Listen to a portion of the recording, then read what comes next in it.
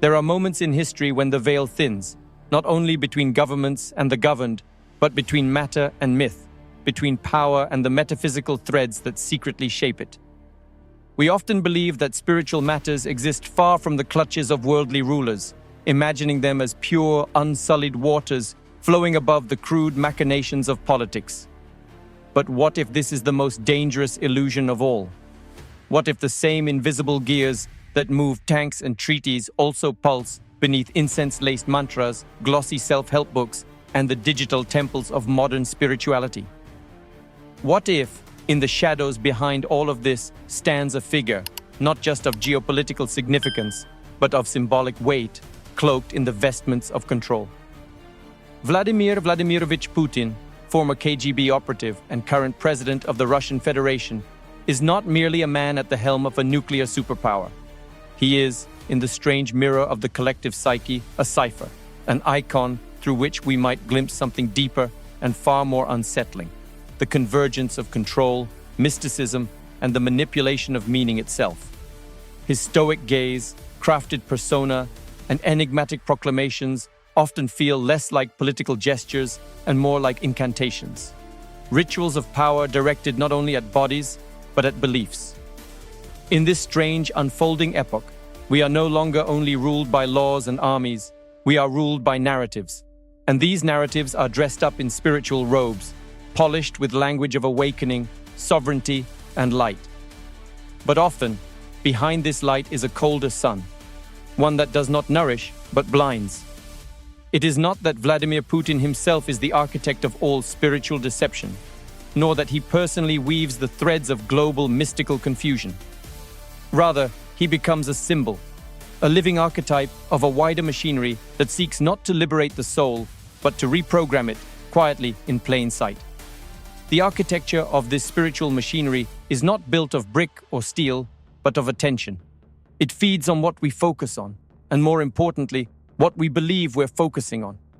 It can wear many faces: the yogi selling digital salvation, the cult leader whispering about sovereign realities, the New Age influencer wielding sacred geometry like a hypnotist's watch. And sometimes, more subtly, it can wear the face of the statesman, the ruler, who performs a quiet ballet of symbolism and esoterica while speaking in tongues both ancient and algorithmic. In this light, Vladimir Putin becomes more than a president. He becomes a spiritual signal tower, sending out coded pulses to the subconscious matrix of millions, all while appearing mundane. Russia, too, is not merely a nation. It is a mytho-political landscape rich in esoteric tradition, mystic orthodoxy, occult philosophy, and long-standing battles between light and shadow. It is a land that has known holy fools and tyrants in equal measure, a theater in which icons are not just worshipped, but weaponized. In such soil, the seeds of spiritual distortion find fertile ground. And so, when a man like Putin stands atop this cultural and psychic terrain, what grows from his presence cannot be measured by policy alone. It must be understood as a kind of energy architecture, a nexus where collective belief, ancient archetypes, and hidden control mechanisms meet. What then is this spiritual machinery of control? It is the silent engine behind every corrupted awakening, every counterfeit guru, every ritual of obedience dressed as freedom. It is the system that turns the search for truth into a hall of mirrors, reflecting back not the self, but an engineered image of selfhood, approved, optimized, domesticated. And in this system, there must be gatekeepers, icons, czars, not just of land and law, but of meaning itself. The irony is that many who think they are awakening are, in fact, being put to sleep more deeply. The same way a snake charmer hypnotizes the cobra not with power, but with rhythm and repetition, so too does the modern spiritual ecosystem often lull its seekers into comfortable illusions. And in the quiet halls of this illusion, where incense curls like smoke from forgotten fires, the image of Vladimir Putin might appear, not as an invader, but as a mirror. A reflection of what happens when spiritual truth is bent by willpower, when the divine is twisted into dogma, when authority dresses itself in robes of enlightenment. To begin uncovering this dark truth, we must walk not only through Kremlin halls and geopolitical maps, but through the corridors of the modern spiritual psyche, through Instagram feeds of faux mystics, through the monetized mantras and algorithmic ascensions, through the silent deals made between influencers and ideologies. This is not a journey to condemn, but to illuminate. For only when we expose the mechanism can we dismantle it. Only when we see the spiritual machinery for what it is, a system of manufactured transcendence, can we begin to unhook ourselves from its grip. This exploration is not just about Vladimir Putin. It is about what he represents in the hidden spiritual architecture of our age. The Hidden Tsar is not a man alone. It is a force, a frequency, a pattern. And only by decoding its language can we restore the sovereignty of soul that was never meant to be bartered, branded, or ruled. To understand the strange gravity of Vladimir Putin within the wider framework of spiritual distortion, one must first step beyond the ordinary scaffolding of politics and into the deeper architectures of influence, those that operate not on land, but in the unseen terrain of belief. It is here, in the velvet underlayers of reality, where the spiritual machinery hums silently, embedded in symbols, rituals, language, and perception. At its core, this machinery is not ideological. It is energetic. And it does not care whether you are Christian or yogi, left or right, awakened or asleep. It simply asks for one thing, your attention. From that, it builds worlds. The most insidious systems of control are those that masquerade as liberation. This is one of the fundamental themes that runs through the soul of this inquiry. In the modern age, the shackles are no longer made of iron, they are made of light. We have entered an era of what might be called spiritual authoritarianism, not enforced by armies, but by ideologies dressed in enlightenment. And in this new theater, Vladimir Putin does not appear as an anomaly, but as an inevitability, a symbol of how power adapts and mutates, cloaking itself in the language of the sacred when the secular grows stale. Underneath the surface, there is a strange alignment between geopolitical domination and spiritual seduction. Both rely on narrative manipulation. Both thrive on obedience disguised as free will. Both construct myths. Putin as the protector of tradition, the defender of orthodoxy. Modern spiritual systems as the pathway to divine freedom. And yet, both often guide their followers not toward truth, but toward control. In this way, Putin becomes less a leader of a nation and more a spiritual archetype, a kind of high priest of control energy, whose methods mirror the very same tactics now echoed in corrupted spiritual domains. The machinery itself has certain universal properties. First, it thrives on polarization. Just as the political world fractures into enemies and allies, so too does spiritual discourse split into false binaries.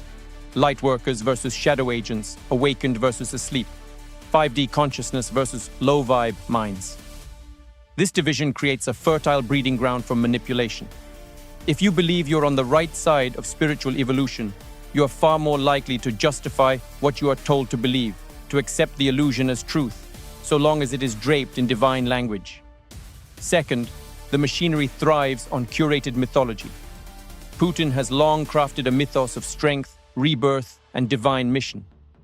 From his mysterious past to his present poise, he has been sculpted into an icon not merely of state power, but of spiritual narrative. He aligns himself with the Russian Orthodox Church, speaks of destiny, heritage, and metaphysical struggle. And in the same breath, many spiritual figures today craft mythologies of their own. Claims of past lives in Lemuria, connections to galactic councils, downloads from divine intelligences. These myths are not inherently false or evil, but when commodified and aligned with the mechanics of influence, they become tools of enchantment rather than enlightenment. A third principle of this hidden machinery is the ritualization of obedience. The rituals are not always as obvious as military parades or holy processions. Sometimes they come in the form of endless self-help content, meditations tailored to algorithmic trends, and the recitation of spiritual buzzwords that condition one to feel free while remaining subtly programmed. This is the mirror of state propaganda, where slogans condition patriotism. In spiritual control systems, the slogans are more benign. You are the creator of your reality, or everything happens for a reason. Such statements, though often rooted in truth, can be weaponized into passivity when repeated without discernment. And once again, the same hand of manipulation stirs both pots. This brings us to the question of language itself. Language is the ultimate spellcraft. Vladimir Putin speaks not just in facts, but in tone, rhythm, poise. His speech is measured, often mythic, almost hypnotic. Likewise, the spiritual machinery of today is rich with crafted language. Words chosen not to reveal truth, but to maintain a delicate trance of trust. The more spiritually correct something sounds, the less likely it is to be questioned. And this is the genius of the system. It convinces you that you are sovereign while quietly scripting your inner monologue. One might ask, why use Vladimir Putin as the metaphorical lens for this entire structure? Because he represents the confluence of old-world power with mystical resonance. He is not a loud tyrant, but a shadowed figure who understands the value of myth, the power of subtlety, and the psychological leverage of the sacred. His alignment with tradition, his staging of divine destiny, his embodiment of order, all these echo the very methods employed by spiritual systems that seek not to free the soul, but to tame it. To see this machinery at work, one must learn to read the world symbolically. A leader is never just a leader. A mantra is never just a sound. A ritual is never just a habit. Each is an interface, a bridge between the visible and the hidden. And the hidden often holds the real blueprint of control. In our time, the most dangerous prisons are the ones we decorate with sacred geometry. The most obedient followers are those who believe they've transcended obedience. The most complete illusions are the ones that whisper, "You're free now." And in the heart of this spiritual labyrinth stands a figure, cloaked not in robes or golden crowns, but in tailored suits and cryptic silences. Vladimir Putin, the Hidden Tsar, does not need to control your actions. He only needs to echo the architecture of control that already exists within you. That echo, once activated, will do the rest. Beneath the analytical mind lies a deeper intelligence, one that speaks in parables, dreams, and archetypes. If we are to understand the true contours of spiritual control, especially as embodied through the symbol of Vladimir Putin, we must now descend from the tower of concepts and enter the mythic forest. For it is through symbolic narrative, not factual description, that the soul recognizes the patterns most capable of liberation or enslavement. Let us begin with a vision, a recurring dream woven into the subconscious of our era. In it, there is a grand cathedral, carved from ancient stone and veiled in incense. At the center of the cathedral is a throne, not empty, but occupied. The man who sits there does not speak. He watches. He does not command with volume but with presence. His gaze is heavy, like iron draped in silk. The congregation is vast, kneeling, not in fear, but in reverence. And above them all hangs an inverted icon, a sacred image with the eyes removed. This is not a nightmare, nor a prophecy. It is a symbol of our age, the enthronement of spiritual power that asks for submission through stillness, control through charisma, devotion through the illusion of choice. This man, this symbolic Tsar, is Vladimir Putin in the dreamtime. Not as the president of Russia, but as the archetype of the watcher. He is the one who understands that control is more powerful when it is invisible, that the most obedient are those who believe they are kneeling to the divine, when in truth they are kneeling to a carefully crafted reflection of their own hunger for safety. Another tale echoes from the old Slavic forests, one buried deep in Russian folklore. It is the myth of Koschei the Deathless, the skeletal sorcerer king whose soul is hidden in a needle, which is hidden in an egg, which is hidden in a duck, which is hidden in a rabbit, which is hidden in an iron chest, buried beneath a tree on a faraway island.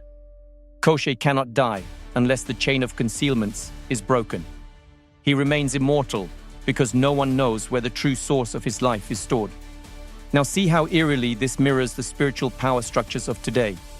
The modern Koschei, the machinery of spiritual control, hides its source well. The guru says he channels God, but his source is attention. The influencer says she spreads light, but her source is validation. The system says it leads to awakening, but its true heart lies buried beneath layers of abstraction, market strategy, and identity performance. And in the dream of our global mythos, Vladimir Putin becomes a kind of Koschei, seemingly ageless, elusive, untouchable. He does not roar, He does not need to. His soul is hidden not in mystic eggs, but in geopolitical games, in psychological warfare, in the sacred theater of perception. Let us turn now to a more recent myth, a digital age parable. Imagine a labyrinth made not of stone, but of screens. In this labyrinth, seekers roam endlessly, tapping, swiping, meditating, manifesting. Above them float golden hashtags, Arc Ascension, Arc Sovereignty, of New Earth. And deep within this digital maze sits a control room lined with monitors. Behind the controls is a man who does not believe in gods, but knows how to manufacture them. He smiles quietly as the seekers search. He is not the source of the labyrinth. He is merely its curator. Again, this is not to claim that Vladimir Putin personally architects the world's spiritual illusions. It is to say that he represents, symbolically, the silent designer. The one who understands that control does not require force, only belief. If the myth is strong enough, if the seekers can be convinced they are choosing freely, then the need for intervention disappears. Control becomes organic. The Tsar remains hidden. In every age, there is a tower. Not just the Tower of Babel or the Tower of Empire, but the Tower of Ego. It promises clarity from on high, the perspective of the gods. But those who ascend it often become dizzy. They mistake height for wisdom, distance for divinity. The tower is a trap. The higher one climbs in search of truth, the more disconnected one becomes from the ground of being. This is the great irony of much modern spirituality. It climbs without anchoring. It flies without rooting. And in that disorientation, control enters quietly. Now imagine the tower again, but this time it is not made of stone or ambition, but of doctrine. And at its peak stands a figure, not shouting, not gesturing wildly, but standing still. The Hidden Tsar. His gift is not insight, but stability. In a chaotic world, he offers a simple story. It doesn't matter if the story is true. It matters that it is clear. In this clarity, seekers rest. In this resting, they are lulled. In this lull, the machinery of spiritual control continues its silent turning. Symbols are powerful, not because they explain, but because they reveal. And in revealing, they invite a decision. Do we remain in the dream of curated truth, or do we awaken into the complexity of real sovereignty? Do we follow the watcher because he offers protection, or do we step beyond the cathedral and reclaim the voice that was made to speak, not kneel? Ultimately, the symbol of Vladimir Putin is not about him alone. It is about the part of us that prefers control over chaos, order over truth, obedience over risk. He becomes the mirror in which our spiritual laziness is reflected, the ease with which we hand over our inner throne. The machinery hums not because it is forced to. It hums because we fuel it with our silent agreement. To break this spell, we must begin to read symbolically again, to look at the Putin of the soul, not the man, but the pattern. Where do we enthrone silence in place of expression? Where do we welcome safety in place of truth? Where have we knelt beneath golden altars, unaware that their foundations were built not from love, but from control? We have traversed symbols and stories, gazed into archetypes, and walked the twilight corridors where politics and spiritual control intertwine. But now we arrive at the ground, where all abstract truths must either dissolve or root themselves in the soil of experience. For what good is myth if it cannot be lived through?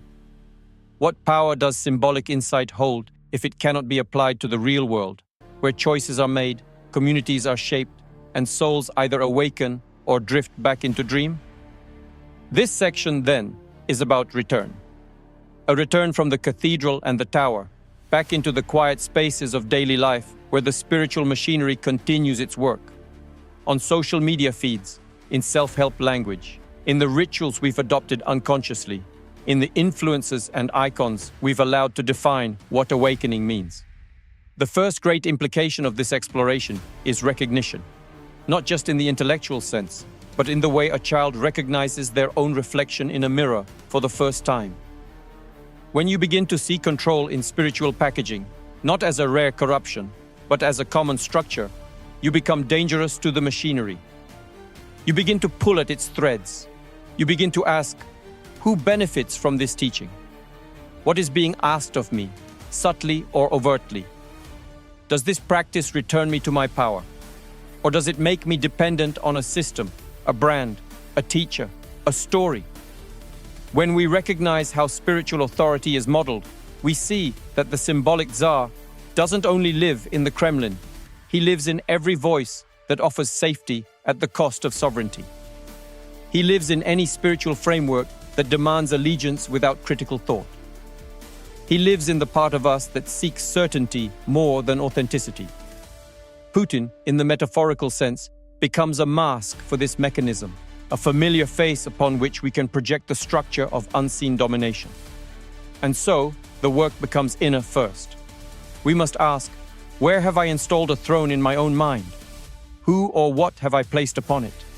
Is it a guru, a political figure, a spiritual algorithm that dictates how I should feel? Often, we find that the hidden Tsar is not some external tyrant, but an internal preference for comfort. We would rather outsource our inner compass than face the raw wilderness of self-inquiry. But there is more. This isn't just about psychological self-help or personal clarity. There is a collective atmosphere that must be addressed, a spiritual culture that is quietly drifting toward authoritarian currents under the guise of collective evolution. We see it in echo chambers where dissenting voices are cast as low vibration. We see it in the weaponization of language, calling trauma karma, calling questioning ego, calling boundary setting resistance. These are not just misunderstandings, they are tools of control dressed in sacred vocabulary. The same way Vladimir Putin speaks the language of tradition to fortify political control, spiritual systems often speak the language of awakening to reinforce conformity. If a state can arrest you for blasphemy, a spiritual community can exile you for doubt. The punishment is not physical, it is symbolic. Exile, shunning, gaslighting, the suggestion that you have fallen from the path. But the path was never supposed to be a highway with a toll booth.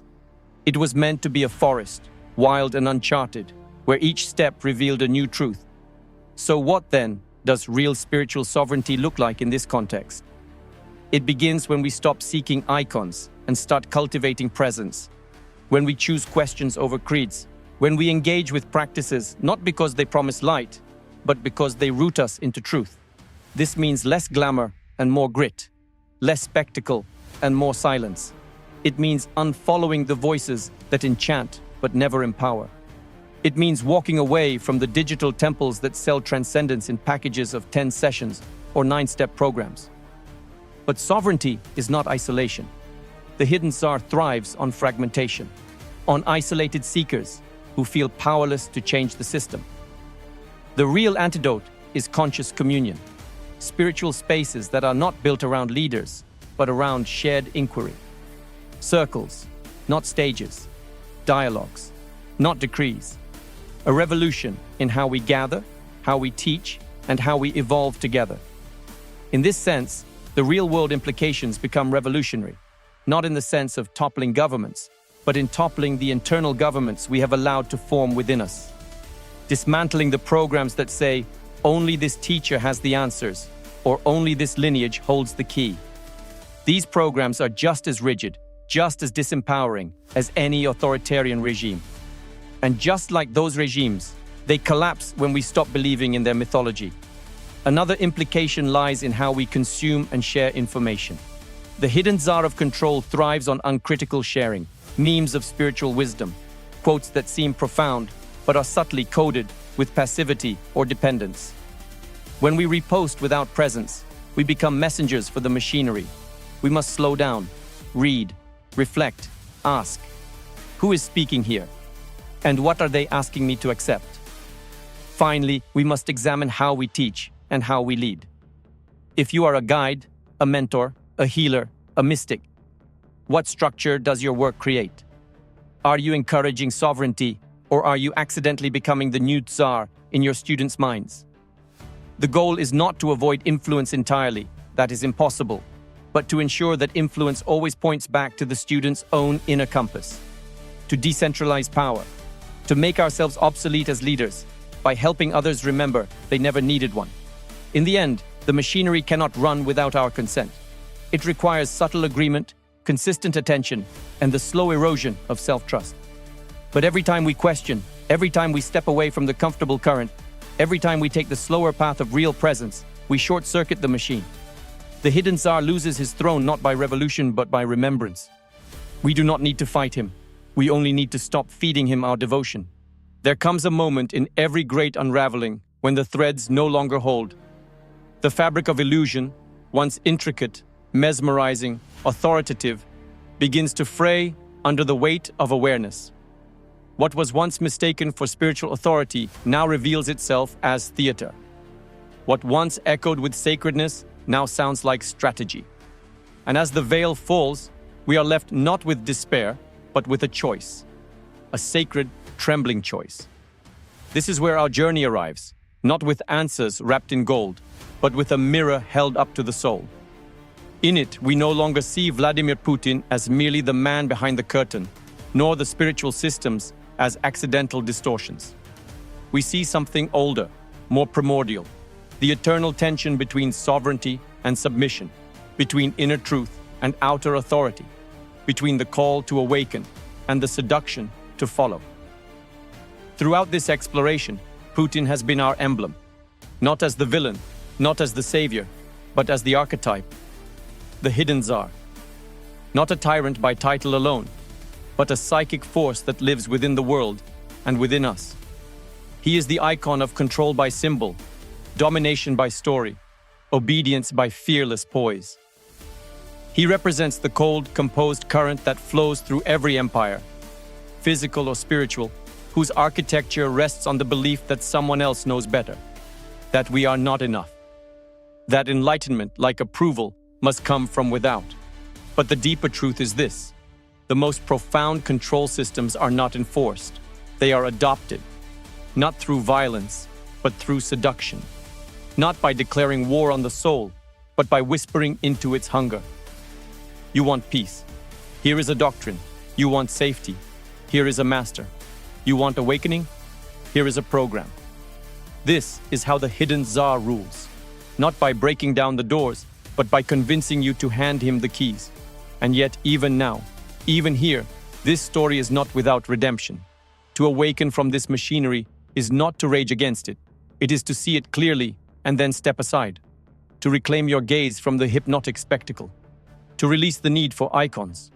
To unseat the inner ruler who demands you conform to someone else's map of divinity. Real sovereignty is not loud. It does not need followers. It does not require validation.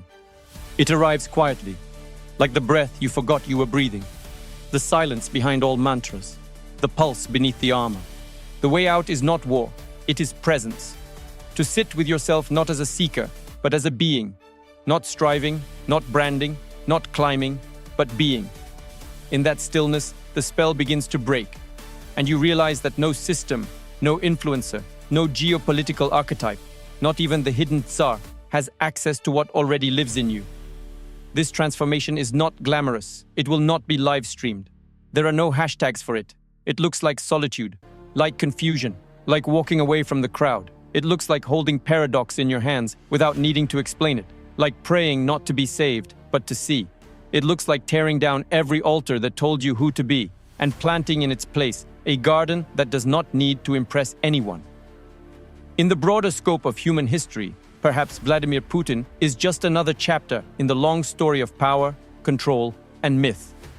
But in the inner history of your own soul, he becomes something else entirely, a symbol of where you once gave your power away, a turning point, a mirror. And like all mirrors, his purpose is not to imprison, but to reflect something you are finally ready to see, that you were never meant to kneel, that your spiritual path was never supposed to be managed, monetized, or mediated by icons, neither political nor mystical. That awakening is not a product, not a brand, not a tribe, not even a certainty. It is a fire, and you are the spark. So walk now, not out of fear, but with the clarity of one who no longer needs a throne, nor a tsar, nor a system. Walk back into your life with your eyes unclouded and your heart unclaimed. Let the Hidden Tsar dissolve into archetype. Let the machinery grind to a halt.